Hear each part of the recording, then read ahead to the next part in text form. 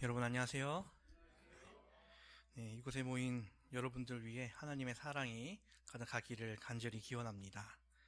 오늘은 너희는 표적과 기사를 보지 못하면 이란 제목으로 함께 은혜 나누기를 원합니다. 본문 말씀으로는 요한복음 4장 46절부터 54절에 있는 말씀인데요. 제가 봉독할 때에 함께 눈으로 따라 읽어주시기 바랍니다. 요한복음 4장 46절부터 54절에 있는 말씀입니다. 예수께서 다시 갈릴리 가나에 이르시니 전에 물로 포도주를 만드신 곳이라.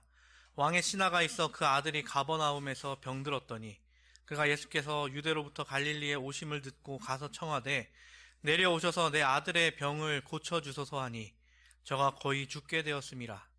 예수께서 가라사대 너희는 표적과 기사를 보지 못하면 도무지 믿지 아니하리라. 신하가 가로되 주여 내 아이가 죽기 전에 내려오소서. 예수께서 가라사대 가라 내 아들이 살았다 하신대 그 사람이 예수의 하신 말씀을 믿고 가더니 내려가는 길에서 그 종들이 오다가 만나서 아이가 살았다 하거늘 그 낫기 시작한 때를 물은즉 어제 제7시에 열기가 떨어졌나이다 하는지라.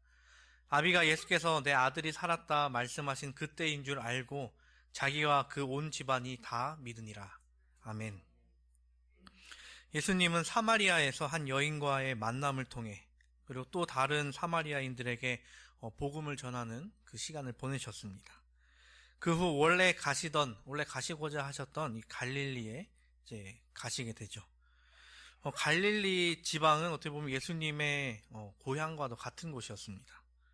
물론 나신 곳은 그 예루살렘 밑에 있는 베들레헴이셨지만 그 이후 지내셨던 곳은 이제 나사렛 지역이죠. 그 나사렛이 이제 속해 있는 지역을 이제 갈릴리라고 볼 수 있습니다. 정확히 이야기하자면 예수님께서는 이제 나사렛으로 가시지 않으시고 가나로 이제 더 올라가시게 됩니다. 그리하셨던 이유 가운데 하나가 이제 나사렛, 예수님의 고향이었던 나사렛은 예수님을 그리 반기지 않았기 때문이었습니다. 나사렛에서 거의 평생을 사셨는데 그리고 목수일도 하셨는데 형제들도 그곳에 있는데 사람들이 예수님을 반기지 않았습니다. 이와 관련하여 예수님께서는 말씀하셨죠. 친히 증언하시기를 선지자가 고향에서는 높임을 받지 못한다 하시고, 이와 비슷한 일들이 성경에서는 구약 성경에서도 많이 일어나는 것을 우리가 볼 수 있습니다. 이제 요셉은 형들에게 미움을 받아 깊은 우물에 들어갔다가 이스마엘 상인들에게 팔려 이집트에서 종노릇을 하기도 하죠. 그리고 사무엘이 하나님의 말씀에 따라 이스라엘의 새 왕을 찾으러 이새의 집에 갔을 때도 그러했습니다. 크고 건장한 형들을 지나치고 가장 어렸던 다윗에게 기름을 부으려고 할 때 형들로부터 그렇게 인정을 받지 못하죠. 그리고 구약의 선지자 예레미야는 고향 아나돗에서 존경받지 못하고 사람들에게 쫓기고 핍박당하여 결국엔 죽음을 맞이합니다. 이와 같이 예수님도 구약의 선지자들과 비슷하게 고향에서 존경받지 못한 삶을 사십니다. 하지만 예수님께서는 사람들에게 칭찬이나 격려를 기대하지 않으셨습니다. 물론 사람이라고 하면 섭섭한 마음을 가질 수도 있는 부분이기도 합니다. 하지만 예수님께서는 사람들의 평가를 위해 사역하셨던 분이 아니셨기에 이 모든 상황을 감내하셨던 것이죠. 그래서 화이트 선지자는 이와 관련해서 이렇게 이야기합니다.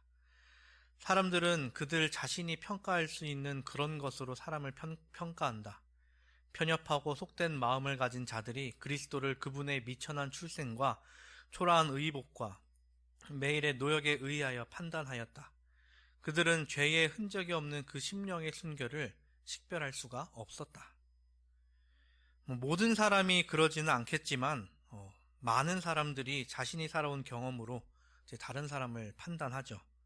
그 사람이 어떤 삶을 살아왔는지, 어떤 마음을 가졌는지보다 자신의 생각을 가장 최우선으로 생각합니다. 그러다 보니 서로 간에 또 오해가 생기기도 하죠. 그런데 문제는 자신이 생각하는 것을 또 다른 사람들에게 강요함으로 그런 마음이 퍼져나가게 만든다는 것입니다.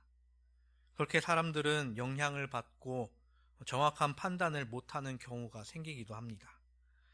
그런데 예수님께서는 사람들의 판단을 기대하지 않으셨기 때문에 이러한 상황 속에서도 전혀 흔들림이 없음을 우리에게 보여주십니다.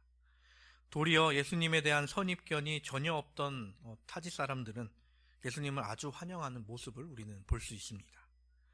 오늘 예수님은 그 갈릴리 지역에서 한 사람과의 만남을 통해 또 하나의 교훈을 우리에게 주십니다. 그것은 바로 믿음에 관하여입니다. TV 프로그램 중에 진품 명품이라는 프로가 있죠. 어떤 한 사람이 귀해 보이는 골동품을 하나 들고 나옵니다. 그러면 전문가들이 나와서 그 골동품의 진위와 가치를 이제 가격으로 평가를 해주죠. 요즘엔 사람들이 얼마나 보는지 모르겠지만 예전에는 사람들이 이게 꽤 인기가 있었던 걸로 기억을 합니다. 어떤 할아버지가 집에 가보라고 하면서 한 상자를 들고 나왔습니다. 그 상자 안에는 집에 갑오 같은 것으로서 충무공 이순신 장군의 글씨가 쓰여 있다라고 하면서 이것을 가지고 나오죠. 그 상자를 조심히 열고 그 안에 있는 종이를 아주 조심히 꺼냅니다. 그 할아버지는 그 물건을 받았을 때 본인의 아버지가 그것을 굉장히 귀중히 여기는 것을 보면서 당연히 이 물건이 가치 있는 것이라고 생각했다고 하는 것입니다. 그런데 이 글씨를 감정한 결과 가격이 얼마가 나왔을까요? 네, 1원이 나왔습니다. 영어는 안 된다 그래가지고 1원이 최저 가격이라고 합니다. 모조품이었습니다. 당연히 충무공의 작품이라면 가치를 매기기 힘든 물건이었겠지만 모조품이었던 것이었습니다. 그저 같은 이름을 가진 누군가가 이름을 속여서 써낸 위조 작품으로 전문가들은 평가했습니다. 우리의 믿음은 어떠합니까? 우리의 신앙생활은 어떠한 모습을 보이고 살아가고 있습니까? 이 사람이 자신이 가지고 있던 것에 가치를 전혀 알지 못했던 이유는 그저 아버지가 그렇게 귀중히 여기는 것만 보았기 때문에 그것을 감정받을 생각을 전혀 하지 못했던 것이죠. 우리의 신앙생활도 혹시 점검을 받지 않은 채 살아가고 있지 않은지 다시 한번 생각해 봐야 하지 않을까 생각합니다. 귀한 것일수록 복제품이 많죠. 오늘 말씀을 준비하면서 저는 참 여러 가지의 고민을 하게 되었습니다. 이 믿음에 관하여 설교를 하게 될 텐데 이 믿음에 관한 설교는 정말 많이 하기도 했고 또 나와 있는 설교도 굉장히 많기 때문입니다. 구글에 한글로 믿음 설교라고 치면 약 564만 개가 검색이 됩니다. 오늘 또 검색해 보니까 더 많아졌더라고요. 모든 게 설교문이지는 않겠지만 어느 정도 꽤 많은 숫자가 그 안에 포함되어 있을 것입니다. 우리나라에서만 그만큼이 검색이 되는데 영어나 다른 나라 언어로 검색하면 얼마나 더 많은 것들이 검색이 될까요? 그만큼 그리스도인들에게 가장 중요한 것이 믿음이기 때문에 또 그러한 말씀들이 많이 나올 것입니다. 구교에서 이제 개신교로 종교개혁을 할 때 솔라 스크립트라 오직 성경이란 말이 중심이 되었지만 그 안에 또 로마서에 나와 있는 믿음으로 말미암는 의가 사람들을 또 불타오르게 했기 때문에 믿음이 굉장히 중요한 문제였습니다. 즉 그리스도인들은 믿음이 중심이 되어야 하는 사람들이라는 것이죠. 그렇게 믿음에 대한 말씀은 수십, 수백, 수천 번을 들어도 아마 부족함이 없을 것입니다. 오늘 예수님은 한 사람을 통해 믿음에 대해서 말씀하십니다. 성경에서 그를 소개하기를 가버나움에 있는 왕의 신하가 자신의 아들이 병이 들어 예수님을 찾아온다고 이야기를 합니다. 이 신하의 아들은 그 당시의 의학으로는 살릴 수 없는 불침병인 듯이 보이는 그런 병을 그리고 고통을 받고 있는 상태였던 것 같습니다. 그 당시의 의사들은 그 아이가 죽을 것으로 이미 단념을 했죠. 그러나 그 신하는 그 아버지는 예수님을 만나서 도움을 청하기로 마음을 먹습니다. 그가 있던 가버나움에서 가나까지는 약 하루가 걸리는 거리. 예수님을 만났는데 아무 소득이 없다면 왕복 이틀을 허비하는 것이었습니다. 아이의 상태가 매우 위독했다면 그 이틀도 어떻게 보면 참 아까운 시간이 되어버릴지도 모르죠. 하지만 그는 예수님께 마지막 희망을 걸고 찾아가게 됩니다. 그가 가나에 도착했을 때 예수님은 여러 사람으로부터 환영을 받고 계셨습니다. 그도 그럴 것이 가나에서 하셨던 기적이 그 물을 포도주로 만드시는 그 기적이 사람들에게 큰 충격을 주기도 했었고, 유월절을 지내기 위해 그 가나에 있던 사람들도 예루살렘에 다녀왔기 때문에 예수님께서 하셨던 그 많은 표적과 기사들을 보거나 들었기 때문이었습니다. 그렇게 예수님은 무리 가운데 둘러싸여 계셨습니다. 근데 그 신하는 그 무리를 뚫고 간절한 마음으로 예수님께 나아갔던 것이죠. 그렇게 예수님을 마주했던 그는 갑자기 참 여러 가지 감정에 흔들리게 됩니다. 화이 선지자는 그가 예수님을 만났을 때를 이렇게 표현하는데요. 그의 믿음은 먼지 묻고 여행으로 헤어진 평범한 옷을 입은 사람을 보았을 때 흔들렸다. 그는 이 사람이 과연 자기가 간구하러 온 그 일을 행할 수 있을까 의심하였다. 그도 그럴 것이 자신이 생각했던 주님의 모습과는 너무나도 달랐기 때문이었죠. 그 사람이 나쁜 사람이기 때문에 그러한 마음을 가졌던 것이 아니라 평범한 사람이라면 누구나 가질 법한 생각입니다.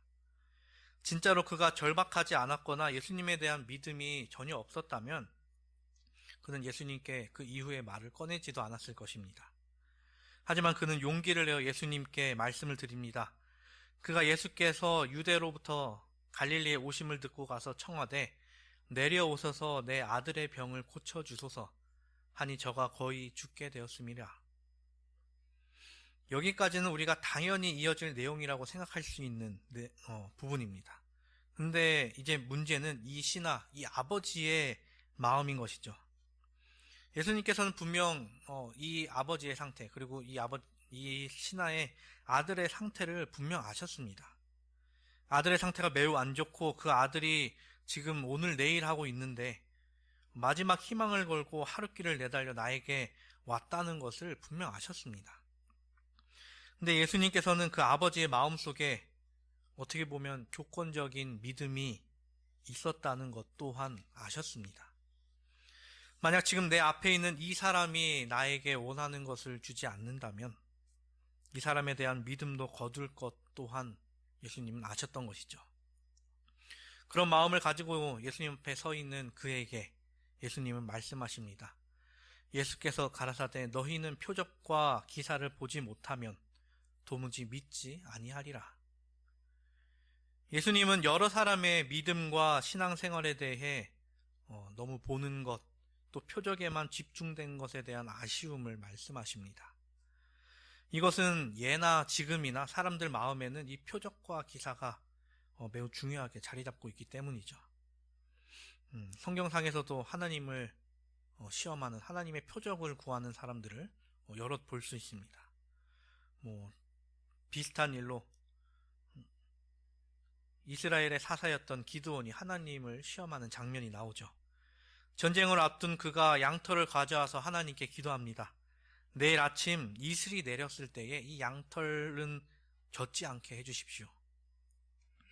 그 다음날 실제로 그 양털만 젖지 않는 일이 생기죠. 근데 거기서 기도는 멈추지 않고 또 기도를 하죠. 내일은 이 양털만 젖게 해주십시오. 그렇게 하나님은 또 다음날 이슬이 내릴 때 이 양털만 젖게 하십니다. 이것을 보고 기도는 확신을 갖게 되죠. 물론 기드온이 하나님께 표적을 구한 것은 과연 하나님께서 나를 쓰시겠는가에 대한 대답을 원했기 때문이었습니다.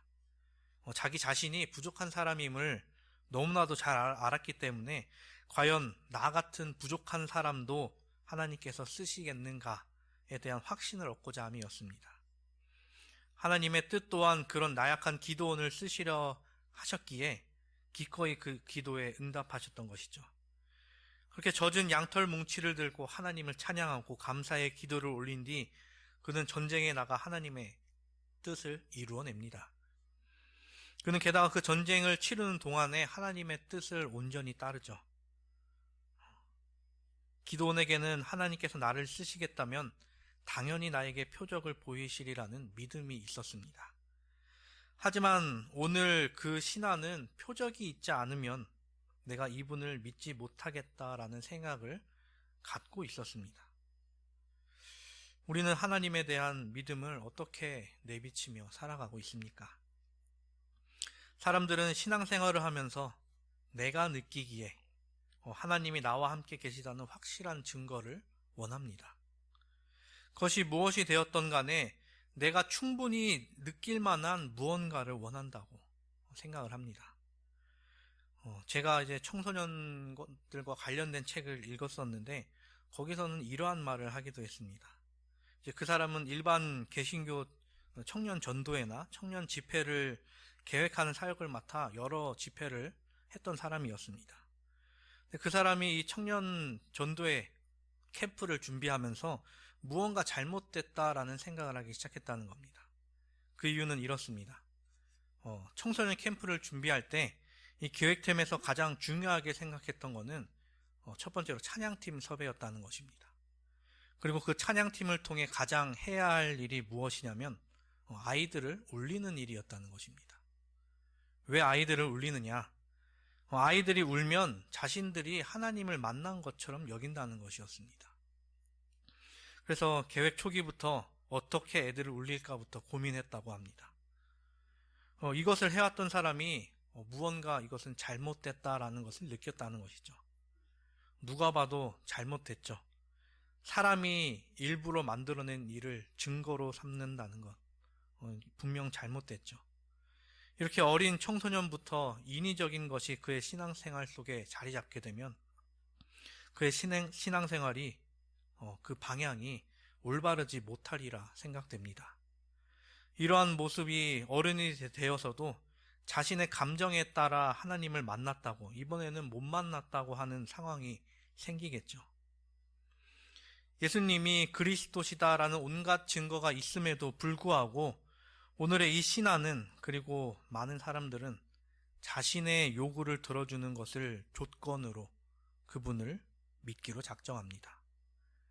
이렇게 됐을 때 우리는 지난주에 함께 나누었던 사마리아 여인에 대해 다시 한번 생각해 보게 되죠. 그도 그럴 것이 사마리아 여인과 또 예수님께서 이틀 동안 그곳에 머무르실 때에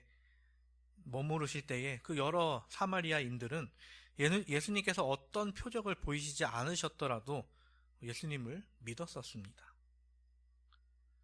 그저 예수 그리스도께서 말씀하신 그 기별만을 보고 그들은 믿었던 것이죠. 예수님의 말씀, 그리고 더 나아가 성경에 나타난 말씀에는 눈으로 봐야 하는 표적보다, 기사보다 더한 능력이 담겨 있습니다. 근데 사람들은 그 사실을 깨닫지 못하고 지금 당장 내 눈앞에 무언가 나타나거나 내가 지금 당장 충분히 느낄 만한 무언가를 달라고 하나님께 요구하는 것이죠. 이러한 생각을 하고 있던 것은 비단 그 신하뿐만이 아니라 그곳에 있었던 무리들도 또한 마찬가지였을 것입니다. 그렇게 예수님께서는 이러한 말씀을 통해 그들의 믿음이 올바로 설 것을 이야기하신 것이죠. 화이 선지자는 이때의 상황을 이렇게 묘사합니다. 그들은 이기적인 동기에서 예수님에 대하여 관심을 가졌다. 그들은이죠. 그는이 아니라 그들은이었습니다. 그들은 그분의 능력을 통하여 어떤 특별한 유익을 얻기를 바랐다. 그들은 이 세속적인 요청이 수락되는 여부에 그들의 신앙을 걸었다. 그들은 그들의 영적 질병에 대하여 무지하였으며 하나님의 은혜가 그들에게 필요하다는 것을 깨닫지 못했다. 이 사람들과 우리가 분명 크게 다르지 않을지도 모른다는 생각을 하게 됩니다. 우리도 충분히 이기적으로 살아가고 있기에 남보다 나를 더 중요하게 여기는 경우가 대부분이죠. 이기적인 것보다 당연히 이타적인, 그리고 하나님을 가장 먼저 생각하는 것이 바람직하겠지만 죄인된 인간이 온전히 그러한 성품을 가지는 것은 분명 어려운 일입니다. 그렇게 그 죄인이 해야 할 것은 예수님의 말씀을 듣고 깨닫는 것이죠. 그 신하는 예수님께서 하신 말씀을 듣고 자신의 동기가 이기적이었던 것을 깨닫습니다.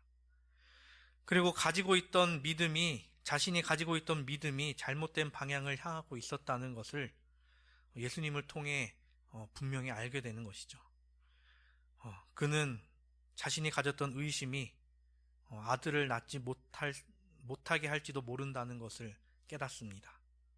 그렇게 그는 마음을 다잡고 예수님께 다시 한번 말씀을 드립니다. 신하가 가로되 주여 내 아이가 죽기 전에 내려오소서. 이때의 상황을 화이 선지자는 이때 그의 마음을 야곱이 천사와 씨름을 할 때와 같았다고 묘사를 합니다. 야곱이 천사와 씨름을 하면서 이야기하죠. 당신이 내게 축복하지 않으시면 가게 하지 않겠나이다. 예수님, 제 아들이 죽어갑니다. 제 아들을 살려주십시오. 그의 부르짖음에 예수님은 응답하십니다. 예수께서 가라사대 가라 내 아들이 살았다 하신대 그 사람이 예수의 하신 말씀을 믿고 가더니 예수님을 만나기 전 그리고 예수님을 만나자마자 그리고 예수님께 처음 말씀을 드리는 그 모든 상황 속에서 그는 계속 흔들렸습니다. 예수님을 만나기 전에는 과연 내 아들이 살 수 있을까라는 의심을 품고 있었죠. 그리고 예수님을 만나자마자는 과연 이 사람이 내 아들을 살려낼 수 있을까라는 의심을 품고 있었습니다. 그리고 표적을 구할 때도 여전히 그 의심이 그 안에 자리 잡고 있었죠. 하지만 예수님의 말씀을 들은 뒤에 그에게 있던 의심은 온전히 사라지고 믿음이 서게 되었습니다. 예수님께서 그 사람에게 어떤 말을 더 하셨는지에 대한 것은 성경에 기록되어 있지 않습니다. 근데 그 사람은 예수님의 말씀을 듣고 뒤돌아섰을 때는 믿음이 분명히 있었다는 것이죠. 예수님께서 내 아들이 살았다고 하신 후에 그 사람은 예수께서 하신 그 말씀을 믿고 갔습니다. 야곱이 천사와의 씨름에서 승리하였듯이 그도 예수님을 만난 후에 승리를 경험하게 되죠. 그가 돌아가서 겪은 일도 요한은 기록해 놨습니다.